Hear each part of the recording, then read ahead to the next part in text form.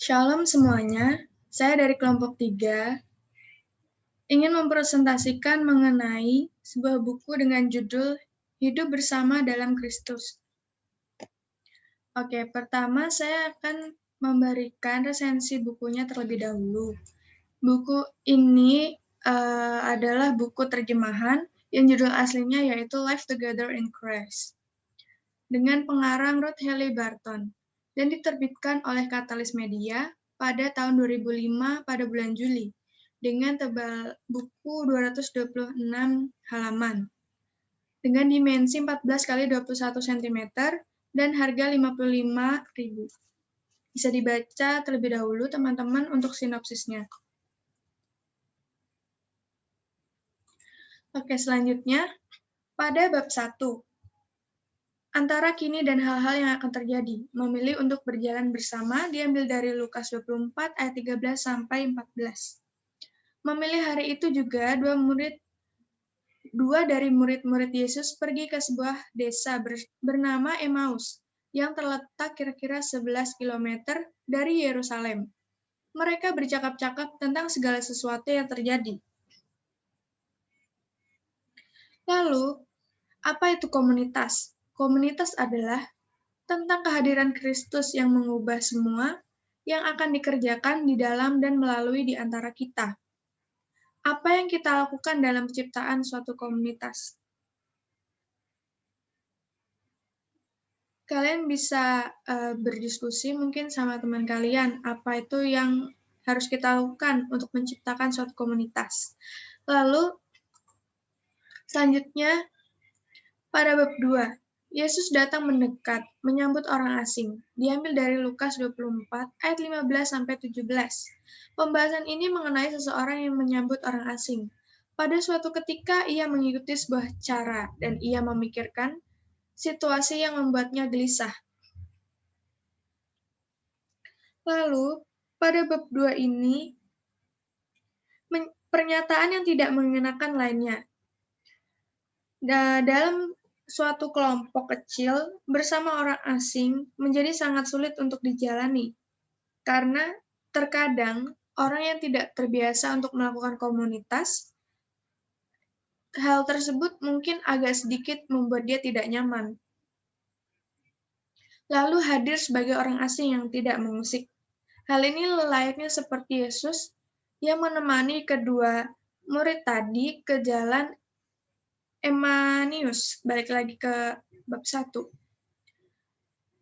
Nah, mereka itu pergi ke desa yang bernama Emmaus, lalu datanglah orang asing, yaitu Yesus sendiri, yang mengajak ngobrol mereka. Lalu akhirnya Yesus menemani mereka sampai ke desa Emmaus itu.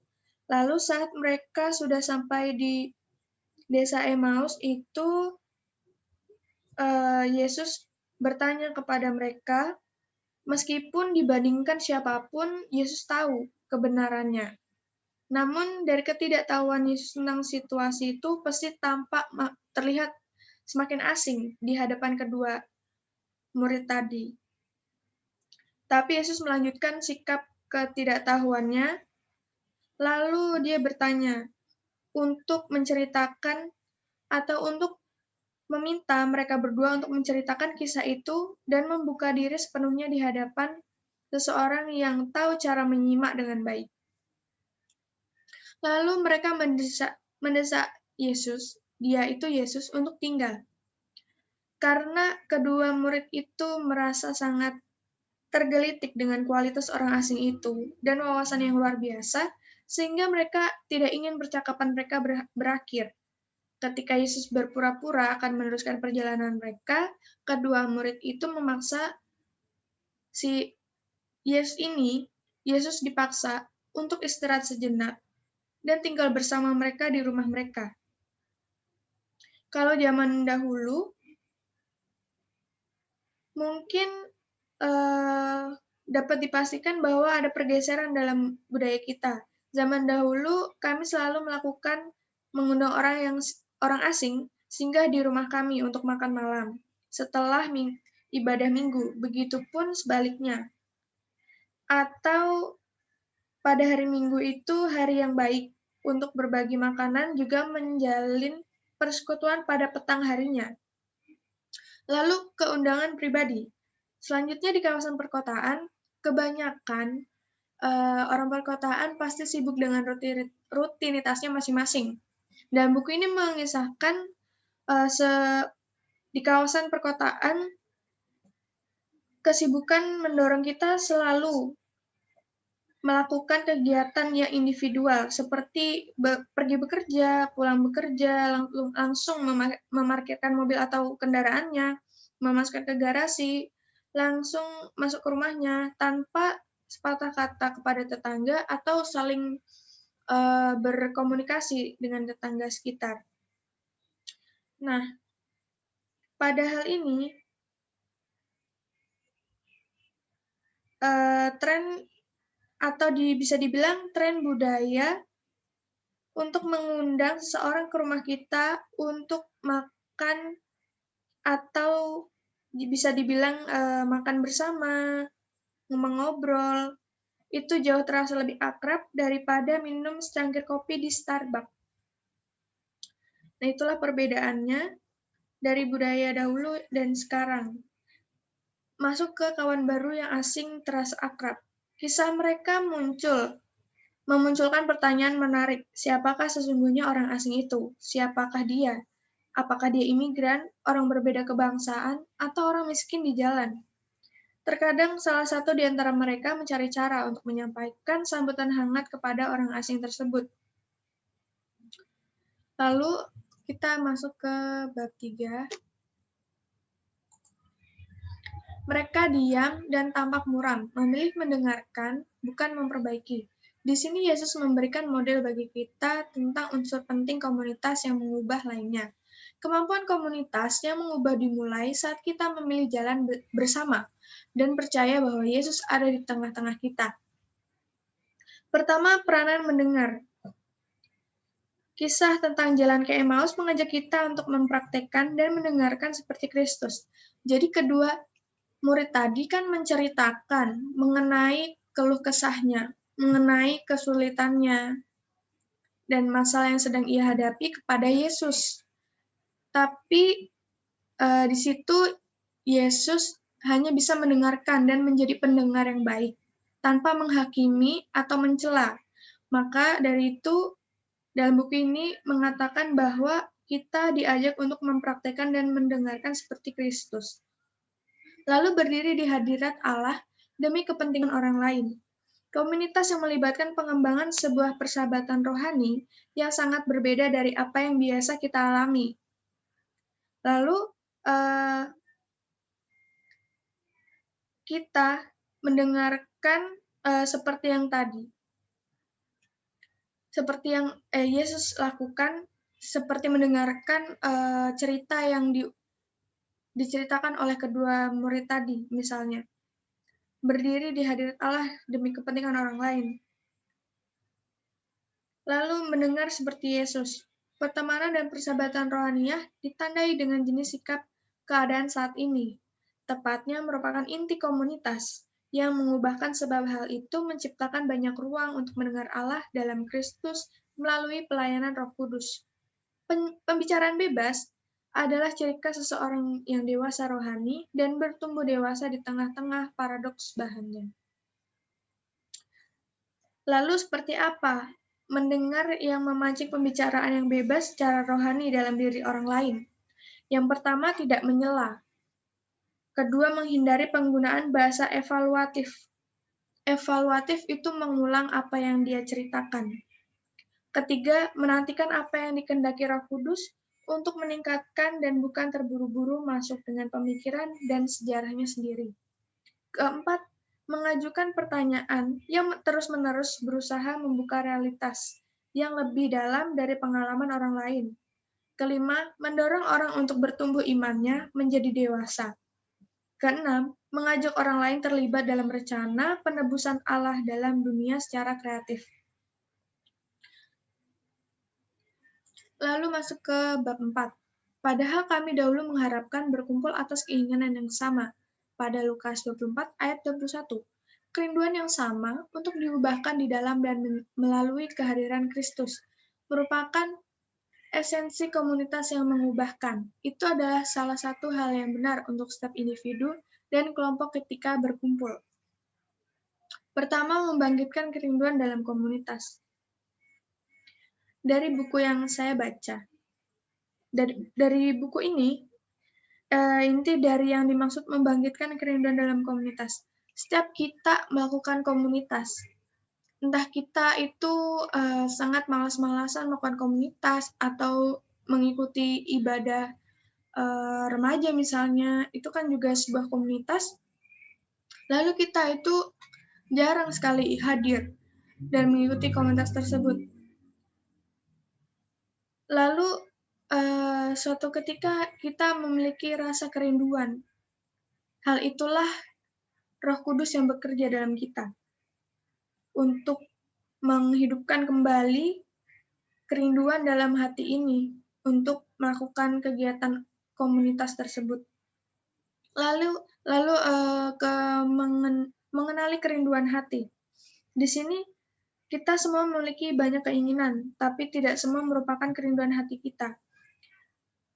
Semua keinginan adalah pengalaman yang nyata, tetapi tidak semuanya sama otentiknya yang lahir dari ekspresi pribadi kita.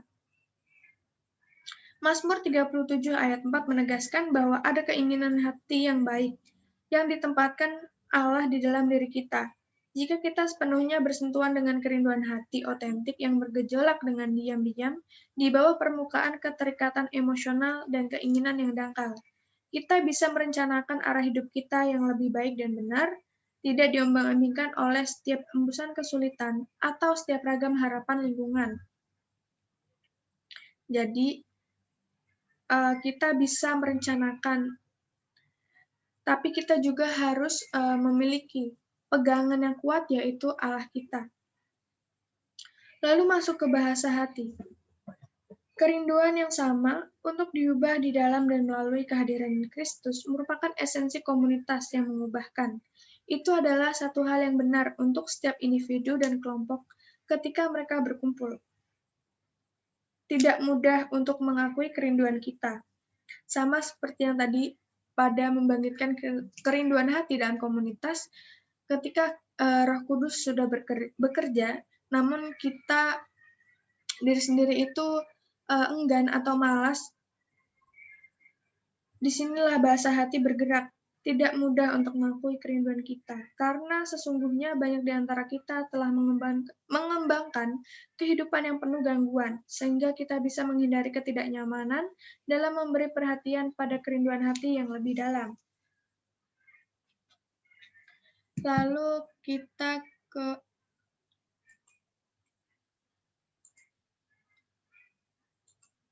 bab 5. Beberapa perempuan mengejutkan kami, laki-laki dan perempuan dalam komunitas. Perempuan dan laki-laki punya peran membentuk komunitas. Cara laki-laki dan perempuan berkumpul dalam komunitas di sekitar Yesus tergolong radikal. Radikal itu apa? Berarti akar atau sumber atau asal mula dimaknai lebih luas. Istilah radikal mengacu pada hal-hal mendasar, prinsip-prinsip fundamental, pokok soal, dan esensial atas berbagai macam gejala. Juga bisa bermakna tidak biasanya. Lalu pada saat budaya Yahudi, di bait suci perempuan tidak diizinkan ikut komunitas dengan laki-laki saat berdebat tentang masalah rohani. Yang terakhir di kayu salib, yang pertama dikuburkan. Saat itu ada seorang perempuan satu-satunya yang terakhir tinggal di sekitar salib dan yang pertama tiba dikubur di mana Yesus dikuburkan. Pada Matius 28 ayat 1-10 menyebutkan Maria Magdalena dan Maria yang lainnya. Markus 16 ayat 1-11 menyebutkan Maria Magdalena, Maria ibu Yakobus, dan Salome. Jadi merekalah yang pertama dan terakhir tinggal di salib atau tempat yang di mana Yesus dikuburkan. Lalu kembali ke masa depan. Kehadiran Yesus di bumi membawa banyak sekali perubahan yang sangat dibutuhkan.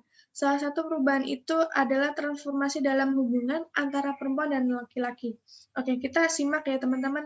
Di sini dalam buku ini tertulis, lalu sama dengan ketika Allah membawa Hawa kepada Adam sebagai prestasi puncak usaha kreatifnya, Adam tidak tahan untuk berseru, "Inilah dia, tulang dari tulangku dan daging dari dagingku. Ia akan dinamai perempuan, sebab ia diambil dari laki-laki." Kejadian 2 ayat 23. Dalam Kejadian 3 ayat 14-19, Allah meramalkan cara-cara spesifik di mana manusia akan mengalami kehancuran dan penderitaan dalam berbagai aspek eksistensi mereka. Akan ada permusuhan antara iblis dan perempuan itu, perempuan akan merindukan hubungan yang penuh kasih sayang dengan laki-laki, tetapi sebaliknya, justru akan mengalami dominasi yang keliru, dan hasil dari keintiman mereka adalah rasa sakit saat melahirkan. Dan laki-laki akan mengalami pekerjaan yang berat, yang mematahkan punggung dan membuat frustasi ketika mereka mengolah tanah agar menghasilkan buah melalui darah, keringat, dan air mata. Semua prediksi tentang berbagai konsekuensi dosa ini memang benar-benar terjadi kenyataan. Tetapi itu justru saja bukan ketentuan Allah tentang bagaimana suatu itu seharusnya terjadi. Lalu mempraktikkan kesatuan. Masih proses menemukan seperti apa kesatuan dan diajarkan oleh Yesus, terutama di sekitar batas gender. Maka Paulus menggunakan metafora tentang keluarga yang antara laki-laki dan perempuan dalam tubuh Yesus. Jika sesungguhnya bersama dan dikembangkannya persahabatan rohani dan kolegalitas, secara disengaja itulah yang membuat hubungan ini menjadi berkat besar, sebagaimana direncanakan oleh Allah. Nah, di sini ada perenungannya. Mungkin saya nggak tulis di PPT, ini adalah tambahan. Pikirkan relasi Anda dengan saudara laki-laki jika Anda adalah seorang perempuan, atau saudara laki-laki Anda bila Anda seorang perempuan, atau sebaliknya. Seperti apa relasi Anda? Apakah Anda mengalaminya sebagai hubungan yang ditandai persamaan, saling memberi pengaruh dan kasih, atau sesuatu yang lainnya? Apakah pengalaman ini sama atau berbeda dari apa yang Anda alami dengan anggota lainnya sebagaimana dalam tubuh Yesus? Saling melibatkan. Ada cara paling konkret di mana kita bisa membuka diri terhadap kehadiran Kristus yang mengubah dalam semua relasi kita. Pertama, kita bisa secara sengaja melibatkan diri terhadap orang lain, atau kita menyingkirkan atau menjauhkan orang lain. Ini adalah tantangan pertama mereka yang berkaitan dengan tindakan memasukkan orang-orang yang sebelumnya ada di luar atau terbatas karena beberapa karakter fisik, di mana mereka menyambut orang-orang berdasarkan kondisi hati, bukan kondisi fisik. Mendengarkan sepenuh hati, berhubungan erat dengan satu sama lain, adalah konteks untuk saling mendengarkan dengan penuh kasih dan hormat. Karena konteksnya hubungan antara perempuan dan laki-laki, maka hal ini dibicarakan dari komunitas perempuan dan komunitas laki-laki. Lalu mereka berdiskusi untuk mengambil jalan tengah. Lalu menyampingkan komitmen yang diambil untuk saling menghargai dan menghormati kekuatan seksualitas. Dalam budaya sekuler, di mana seksualitas dinilai terlalu berlebihan dan seringkali disalahgunakan. Oke, selanjutnya kita masuk ke dalam bab 6. Bukankah Mesias harus menderita? Sifat perjalanan rohani diambil dari Lukas 24 ayat 25-26. Apa yang disampaikan Yesus kini adalah untuk menarik perhatian pada inti cerita Kristen, penyelamatan Allah yang besar yang diselesaikan di dalam dan melalui penderitaan Yesus dan pengorbanan hidupnya. Tujuan perjalanan Kristen adalah penyerahan diri serta kemampuan untuk kepercayaan kepada Allah. Pertama, meninggalkan yang lama dan mencerna mencernakan yang baru. Dalam buku ini menjelaskan setiap manusia pasti memiliki kehidupan lampau atau sebuah kesalahan yang pernah ia lalui. Lalu dia berserah pada Tuhan, lalu mencernakan atau memulai kembali kehidupan yang baru. Lalu karunia untuk terus-menerus dan memberi. Dalam buku ini diberikan contoh dari kesulitan Petrus atau mungkin murid-murid lainnya untuk menerima fakta bahwa Yesus harus menderita, memunculkan kemungkinan-kemungkinan yang menenteramkan untuk dipikirkan oleh sahabat-sahabat rohani. Dan inilah dalam usaha kita untuk teguh dan setia dan membantu seperti tentu saja usaha Petrus. Perjalanan dari kematian menuju kehidupan.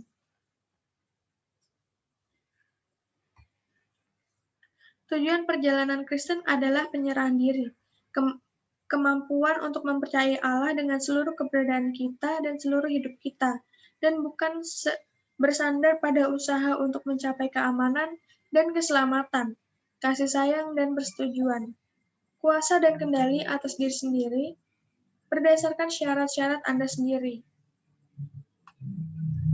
Jadi, ini merupakan kapasitas untuk menerima kasih dan kehendak Allah yang semakin meningkat dalam keyakinan yang radikal, seperti Yesus. Lalu masuk ke dalam sudut pandang tentang perjalanan. Di buku ini mengisahkan seorang pendeta muda dan beberapa penatua ketika memimpin retreat beberapa tahun yang lalu. Saat itu ada sebuah ceramah tentang satu tempat perjalanan rohani di mana Allah menanggalkan hal-hal yang tampak begitu pasti dan begitu kokoh dalam hidup kita. Perasaan kita tentang diri kita sendiri dan bagaimana kita mengenal diri kita sendiri. Pikiran kita tentang siapa Allah dan bagaimana Allah bisa ditemukan. Ketergantungan kita pada pola pikir dan kerja lebih kita sukai sebagaimana cara untuk melindungi diri kita sendiri agar aman dalam dunia, dan sebagainya. Maka manusia akan hidup dalam perjalanan secara rohani bisa terasa seperti sejenis kematian karena sesuatu yang sungguh-sungguh sedang mengalami kematian. Pribadi kita yang lama akan kita tanggalkan, seperti yang saya bilang tadi, meninggalkan yang lama dan mencernakan yang baru. Hal ini berkaitan, jadi kita menanggalkan pribadi kita yang lama, lalu pribadi kita yang sejati di dalam Allah bisa kita kenakan lebih utuh. Dan karena pribadi yang lama itu adalah satu-satunya pribadi yang kita kenal sejauh ini, rasanya kita seperti kehilangan segala sesuatu kita, menyadari bahwa seolah kita kehilangan hidup kita.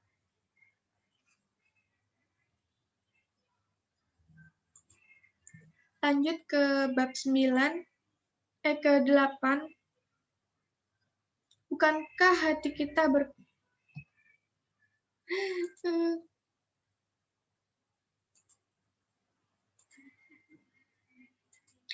Bab 7 ya. Kita melaksanakan isi Alkitab kepada mereka. Menemukan kisah kita dalam kisahnya. Lukas 24 ayat 27. Salah satu pengalaman berharga dalam sebuah komunitas adalah paduan rohani.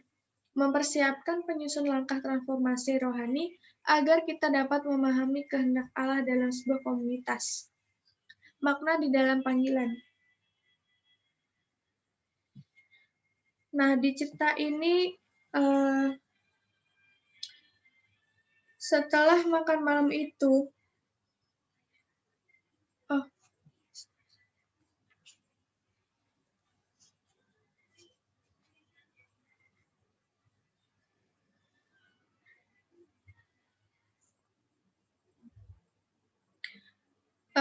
saya lanjutkan. Makna di dalam panggilan, berjumpa Kristus di Alkitab, peranan Alkitab dalam komunitas yang mengubahkan. Dalam buku ini membantu mereka menemukan diri mereka sendiri dalam kisah Alkitab. Itulah persisnya yang dilakukan Yesus kepada murid-muridnya di jalan ke Emmaus. Dan memang hal itu mengubahkan. Mereka telah begitu terpuruk dalam trauma mereka, dan hal itu benar-benar menghabiskan energi. Tetapi ada sesuatu yang lebih besar yang sedang terjadi, dan itu adalah lensa kedua yang diberikan Yesus. Melalui lensa tersebut, mereka bisa memahami kejadian-kejadian pada akhir minggu itu. Ia menempatkan pengalaman pribadi mereka dalam kisah karya Allah di dunia yang lebih besar. Lalu, bagaimana dari rencana Allah yang mencakup semuanya? Lalu ia menjelaskan kepada mereka apa yang tertulis tentang dia dalam seluruh kitab suci, mulai dari kitab-kitab Musa dan segala kitab-kitab Nabi. Lalu peranan apa yang Alkitab berikan dalam komunitas? Alkitab sendiri dalam kita, Kristen itu jika dibandingkan dengan hampir sama dengan agama lain, berpegang teguh kepada kitab sucinya. Jika Kristen adalah kitab suci, Injil, Alkitab, Muslim Al-Quran, ya seperti hal itu juga dari individu maupun komunitas pasti akan berpegang teguh kepada kitabnya, yaitu Alkitab, dan menjadikannya sebagai jalan atau ibaratnya sebagai peta dalam berjalannya suatu komunitas. Lalu kita masuk ke bab 8, yaitu bukankah hati kita berkobar-kobar mengenali kehadiran Kristus pada Lukas 24 ayat 29 sampai 32. Pernahkah Anda menjalin percakapan yang begitu menyenangkan? Melalui pembahasan ini dapat memberikan kita arti sebuah komunitas yang akan dialami agar apa yang kita rasakan dapat membuat kita mengenal Kristus. Ketika yang luar biasa ketika yang biasa menjadi luar biasa.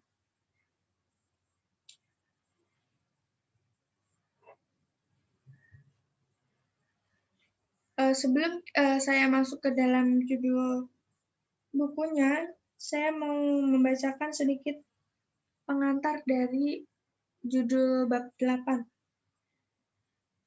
Pada perjalanan kedua murid itu ke Emmaus, perasaan murid-murid di jalan ke Emmaus ketika mereka mendekati pintu keluar ke desa mereka dan sudah waktunya untuk berpisah, percakapan mereka dengan Yesus begitu berbeda dalam nada, kualitas, dan isinya dari apa yang biasa mereka lakukan sehingga mereka tidak ingin menghentikannya. Mereka ingin mendapatkan kebebasan untuk berbagi lebih banyak tentang apa yang mereka rasakan tanpa dihakimi atau diberi masukan. Itulah yang dilakukan Yesus di saat kedua murid itu menceritakan mengenai diri mereka. Kuasa tinggal bersama. Pada mulanya, kedua murid itu memilih untuk tinggal bersama dan berjalan bersama, yang membuka diri mereka terhadap kehadiran Kristus. Pada bagian ini, ketiga teman itu seluruhnya memilih untuk tinggal bersama, yang membuka semua jenis kemungkinan untuk perjumpaan lebih lanjut. Aspek cerita ini pantas dicatat, karena hal ini bertentangan dengan budaya yang ada di lingkungan kita. Kita hidup dalam masyarakat yang begitu mudah berpindah. Jarang ada orang yang menetap di satu tempat untuk waktu yang lama.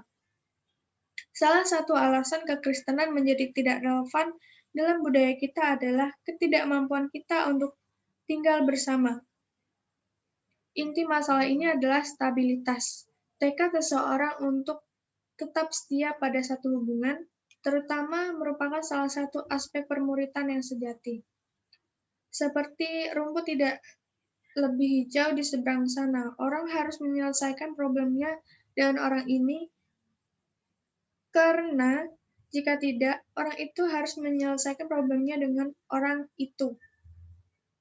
Dalam tanda kutip. Lalu ketika yang biasa menjadi luar biasa. Pilihan untuk tinggal bersama itu begitu luar biasa bagi ketiga pelancong dalam Lukas 24, karena memberikan kesempatan mereka untuk melakukan sesuatu yang sangat biasa bersama-sama, seperti makan bersama. Dan makan malam itu menjadi konteks di mana momen yang paling penting dan mencerahkan sepanjang perjalanan terjadi. Lalu makan malam di Emmaus juga sangat mengingatkan mereka terhadap perjamuan malam terakhir. Ketika Yesus memecahkan roti dan membagikan anggur kepada murid-muridnya untuk terakhir kalinya sebelum ia disalibkan. Karunia membedakan di tengah komunitas. Belajar mengenali kehadiran Yesus dalam semua aspek kehidupan juga disebut karunia. Karunia rohani, semacam keterampilan atau kepekaan khusus yang dimiliki seseorang. Karunia membedakan pertama-tama merupakan ciri kedewasaan Kristen yang perlu kita kembangkan. Pada Roma 12 ayat 2 disambung dengan ayat 1 Yohanes 4 ayat 1. Ini juga merupakan karunia rohani. Karunia membedakan juga didefinisikan sebagai kemampuan untuk memahami di mana Allah bekerja, sehingga kita bisa ambil bagian di dalamnya. Lalu karunia, dan kemudian terbukalah mata mereka. Seluruh pengalaman di jalan ke Emmaus sungguh-sungguh merupakan latihan dalam mengenali kehadiran Kristus di jalan, dalam percakapan, dalam Alkitab, selama makan malam. Lalu, apakah murid-murid itu memiliki kemampuan untuk mengenal Dia, yaitu Yesus?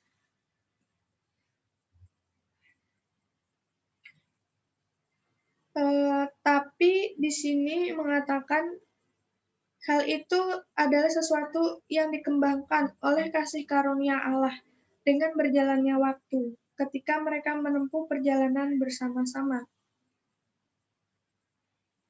Lalu malam yang gelap dan pagi yang cerah.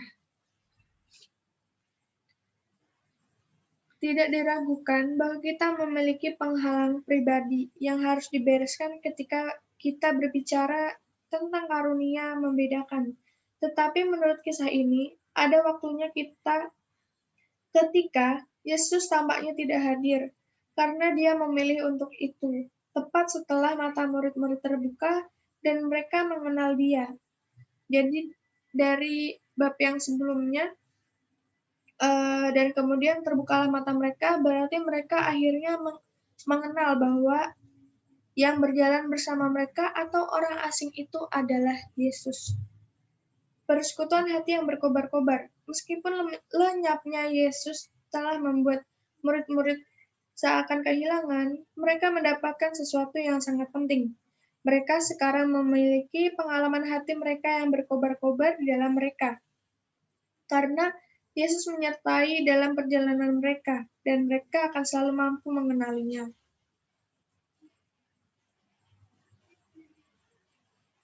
Masuk ke dalam bab yang terakhir, bab 9, lalu mereka menceritakan apa yang terjadi di tengah jalan, kamu adalah para saksi atas semua ini.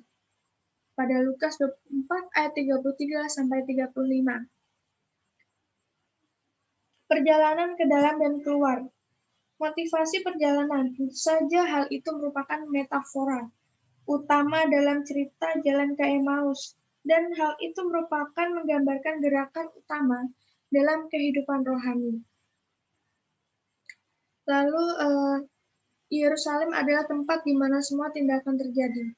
Berbicara secara rohani, itu adalah tempat di mana manifestasi Yesus sepenuhnya sebagai Kristus terjadi, dan di tempat komunitas Yesus pada mulanya dibentuk. Saya yakin bahwa ketika dua murid ini meninggalkan Yerusalem dan kembali ke Emmaus, hal itu terasa seperti sikap menyerah dan meninggalkan segala sesuatu yang telah mereka harapkan sebelumnya di belakang. Tetapi sekarang mereka kemudian ke Yerusalem dengan pemahaman bahwa kehadiran Yesus tidak terbatas pada pusat keagamaan. Jadi tidak hanya pada komunitas saja atau tempat ibadah, tapi Yesus selalu menyertai dimanapun mereka berada. Lalu masuk kepada pembinaan karunia membedakan dan misi. Transformasi menjadi serupa dengan Kristus adalah mengasihi dunia yang dikasihi Yesus dan menyerahkan nyawa kita untuk dunia. Itu tidak bisa dilakukan dengan cara lain. Ketika hati Yesus yang suci nyata di dalam kita, kita akan mampu mengenali tindakan yang penuh kasih yang dipimpin Allah dalam dunia yang dikasihi Yesus. Jadi, itu adalah misi kita juga. Lalu menjadi Kristus dalam dunia bisa mengambil banyak bentuk. Ada penginjilan dan berbagi iman, memberikan harta milik kita dengan murah hati, melibatkan dalam rekonsiliasi dan usaha damai, menciptakan keadilan, memenuhi kebutuhan dunia dengan belas kasih, dan perhatian kepada orang-orang miskin. Terakhir, bekerja untuk menciptakan komunitas yang lebih baik dalam nama Kristus. Yang terakhir, mengenal dan melakukan kehendak Allah. Transformasi rohani menghasilkan kapitas untuk mengenal kehendak Allah yang semakin besar, sehingga kita bisa sungguh-sungguh melakukan kehendak Allah dalam dunia. Demikian caranya formasi rohani dan misi menyatu dalam sinergi yang menghasilkan buah yang lebat untuk kebaikan banyak orang. Jadi, sebuah komunitas jika sudah berbuah, hal itulah yang bisa menjadikan berkat bagi banyak orang.